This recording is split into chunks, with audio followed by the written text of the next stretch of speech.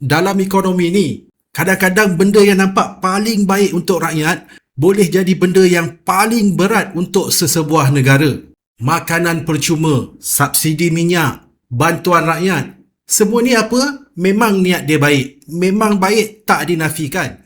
Jadi, kita nak cerita pasal keadaan ekonomi Indonesia. Bukan nak buat judgement, tapi untuk kita belajar bersama. Indonesia ini ekonomi besar, populasi besar, komoditi besar. Dan dalam banyak perkara, Malaysia pun boleh belajar banyak daripada Indonesia. Tapi, apa yang berlaku dekat Indonesia sekarang ini beri satu pengajaran penting kepada kita semua. Sebab masalah sebenar bukan sama ada kerajaan patut bantu rakyat ataupun tidak. Kerajaan memang patut bantu rakyat. Masalah sebenar ialah bila kerajaan bantu rakyat, siapa yang kena bayar bil tu? Dan kalau cara nak buat pembayaran dia tak cukup kuat, kesan dia bukan kecil. Dia boleh kena tempias satu negara. Currency boleh jatuh, pelabur boleh lari, harga barang boleh naik dan akhirnya rakyat yang kerajaan nak bantu tadi pun boleh terkena balik tempias dia. Jadi itulah cerita besar yang sedang berlaku sekarang ini. Ekonomi Indonesia masih growing, which is a very very good thing. Tapi market, investor mula tanya soalan yang sangat-sangat bahaya. Keyakinan terhadap ekonomi Indonesia. Sebelum saya teruskan, saya nak berkongsi tentang app Quantica. Kawan-kawan boleh mendapatkan 3 kali market analysis percuma dari Quantica terus ke email setiap hari untuk sesi Tokyo, untuk sesi London dan New York. Saya sendiri menggunakan maklumat ini untuk rancang trade plan harian saya. Untuk makluman, saya sendiri yang bangunkan app Quantica ini. Untuk pendaftaran percuma, sila refer link di bawah video ini. Kalau kita tengok data rasmi, Indonesia ni bukan ekonomi kecil. GDP Q1 2026 masih growing 5.61% year on year. Atas kertas nombor itu memang nampak cantik. Tapi market tak tengok satu nombor sahaja. Market tengok keseluruhan cerita. Rupiah kena tekanan, stock market jatuh, foreign investor makin berhati-hati dan Bank Indonesia terpaksa buat macam-macam untuk stabilkan currency. Jadi dekat sini ramai orang salah faham. Bila kita cakap ekonomi Indonesia sekarang sedang goyang, itu bukan bermaksud Indonesia tiba-tiba jadi negara yang lemah ekonomi. Bukan. Maksudnya keyakinan market, investor terhadap arah polisi Indonesia sedang diuji. Dan benda ini penting. Sebab dalam ekonomi ada 2 benda yang bergerak sekali. 1. Data rasmi. 2. Kepercayaan market dan investor. Kadang-kadang data memang nampak cantik, tapi kalau market rasa polisi kerajaan ke hadapan ini makin berat, currency akan tunjuk dulu. Sebab currency ini macam undian hari-hari, setiap hari. Orang boleh kata ekonomi kuat, tapi kalau duit keluar, rupiah jatuh, bond yield naik, itu market sedang bagi signal arah berlainan. Sekarang kita masuk isu paling sensitif, iaitu program makanan percuma. Di Indonesia, program makan bergizi gratis ini memang besar. Sasarannya juga besar, kosnya juga besar. Untuk bajet 2026, Reuters melaporkan peruntukan program ini dinaikkan kepada 335 trilion rupiah. Ini angka yang sangat-sangat besar. Secara kasar, 9% daripada total perbelanjaan kerajaan. Sekali lagi, ini bukan program buruk. Kalau budak sekolah dapat makan, keluarga susah dapat bantuan, ibu mengandung dapat bantuan, dari sudut sosial, ini memang sangat-sangat bagus. Tapi dalam ekonomi, program yang baik pun tetap kena kira kos belanjawan. Sebab bila kerajaan buat satu komitmen sebesar itu, ini bukan nak bayar sekali saja. Dia kena bayar setiap bulan, setiap tahun.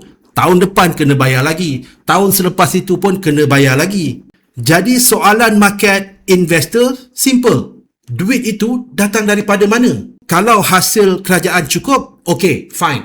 Tapi kalau tak cukup, kerajaan kena pinjam. Atau potong perbelanjaan lain. Atau naikkan cukai.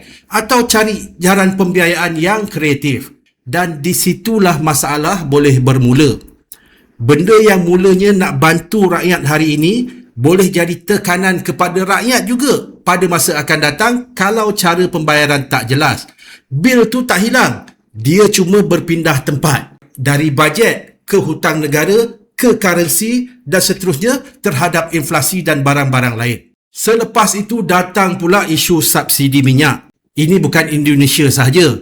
Malaysia pun sangat-sangat faham, sangat-sangat dekat dengan isu subsidi minyak ini. Bila harga minyak dunia naik sebab perang Iran dengan US, kerajaan hanya ada dua pilihan. Sama ada nak lepaskan harga itu kepada rakyat ataupun kerajaan tahan harga dengan subsidi. Kalau lepaskan harga, rakyat marah. Kos hidup semua naik mendadak. Dan kalau kerajaan tahan harga dengan subsidi, rakyat memang lega lah, kita semua lega. Tapi bajet kerajaan pula yang sakit. Sebab beza harga itu tetap ada orang kena bayar. Dia tak hilang macam tu aja. Kalau rakyat tak bayar dekat pam minyak, kerajaan akan bayar melalui subsidi dan bajet. Dan bajet kerajaan tu akhirnya datang daripada mana? Cukai, hasil negara, dividen, pinjaman ataupun potong perbelanjaan lain. Jadi subsidi ini macam bil yang kena sekarang tapi ditangguhkan di masa hadapan. Tapi kalau subsidi terlalu besar, terlalu lama dan dalam masa yang sama currency pula jatuh, kesan dia berpatah balik kepada kita rakyat, import jadi mahal, harga barang boleh naik, inflasi terus meningkat, akhirnya investor dan market risau, currency lagi ditekan. Jadi isu dia bukan jangan bagi subsidi. Isunya ialah subsidi mesti ada sasaran, mesti ada had dan mesti ada cara untuk bayar yang telus. Kalau tidak, memang nampak kerajaan sedang tanggung. Tapi sebenarnya, ia sedang memindahkan kos itu ke masa depan. Indonesia ni ada satu policy yang buat market investor hormat, iaitu disiplin fiskal. Ada had defisit 3% daripada GDP. Ada had hutang 60% daripada GDP. Dan benda ini bagi signal kepada pelabur bahawa kerajaan Indonesia sangat-sangat disiplin. Tapi bila spending makin besar, had 3% itu mula dipersoalkan. Sebab market investor ni dia tak sentimental. Market tak kata, oh niat kerajaan baik, tak apa. Market tengok bajet, market tengok matematik. Berapa perbelanjaan negara? Berapa hasil negara?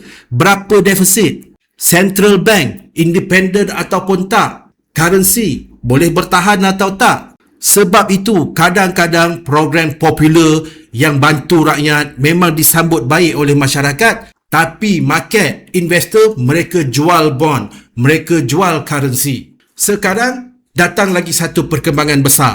Indonesia mula centralized export commodity strategic, terutamanya untuk palm oil, coal dan juga ferroalloys. Melalui struktur baru ini, Dana Sumber Daya Indonesia dikenal pasti sebagai badan yang akan memainkan peranan dalam ekspor komoditi ini. Dari sudut kerajaan, logik dia jelas. Indonesia nak pastikan hasil ekspor masuk balik ke dalam sistem negara. Dan seterusnya nak kurangkan under invoicing daripada syarikat-syarikat. Jadi akhirnya nak tambah revenue, nak kuatkan rupiah. Jadi kalau kita tengok, ini memang bagus dan ada logiknya. Sebab komoditi ialah tempat dolar mengalir masuk. Kalau kerajaan boleh kawal aliran komoditi ini, kerajaan juga boleh mengawal aliran dolar ke dalam negara. Tapi dari sudut investor, dia ada soalan lain. Mereka akan tanya, kalau hari ini ekspor dikawal ketat, esok apa pula yang akan dikawal? Dan inilah bahaya dia. Rupiah jatuh, kerajaan mula ketatkan kawalan. Bila kawalan makin ketat, investor makin takut, makin risau. Maka mereka terus menjual rupiah, menjual bond. Dan ini semua menyebabkan rupiah makin tertekan. Lepas tu kerajaan pula ketatkan lagi untuk mengelakkan spiral ini terus berulang. Bukan sebab Indonesia ni tak ada potensi. Indonesia memang ada potensi yang sangat-sangat besar di Southeast Asia ini. Jadi, apa pengajaran untuk kita Malaysia? Pertama, Indonesia tetap negara besar, ekonomi besar, populasi besar, komoditi banyak. Dan kita harap Indonesia boleh stabilize lebih cepat. Sebab kalau Indonesia kuat, ASEAN pun turut kuat. Tapi warning yang kita kena ambil serius ialah bila subsidi, bantuan rakyat, defisit, currency dan inflation semua bercampur sekali dalam satu masa, benda ini boleh ambil masa bertahun-tahun untuk pulih. Kita tengok aja Turki. Dulu pun banyak polisi dibuat untuk bantu rakyat dan dorong growth ekonomi.